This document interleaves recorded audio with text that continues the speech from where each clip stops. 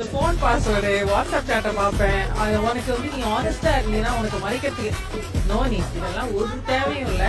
Everybody can maintain their boundaries. நீ நிஜமாவே நான் லவ் பண்றேன்னா நீ இதுக்கு பாஸ்வேர்ட் கொடு.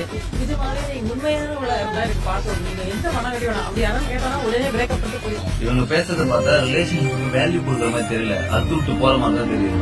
நாம தான் முக்கியம்னு நினைக்கிறவங்க, நமக்கு உண்மையா இருக்கிறவங்க போனை தூக்கி முந்தைய கிடைச்சு போனை ஒரு வாரம் வச்சுக்கினாய ஏதாவது நீ சந்தேகப்பட்ட மாதிரி என் போன்ல நீ கண்டுபிடிக்கல செருப்ப கேட்டு ஓட ஓட அடிப்பேன் அப்படின்னு.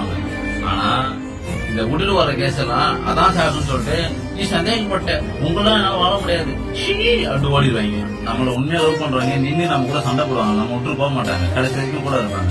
ஆனா எப்படாவது ஜாஸ்தி கிடைக்கும் ஓடுற பீஸ் எல்லாம் கிடைக்கிற சான்ஸ் யூஸ் பண்ணிட்டு ஓடிடும். ரிலேஷன்ஷிப்ல என்னை பொறுத்த வரைக்கும் சில இடங்களை விட்டு விட்டு போற மாதிரி இருக்கும், சில இடங்களை சாக்ரிஃபைஸ் பண்ற மாதிரி இருக்கும்.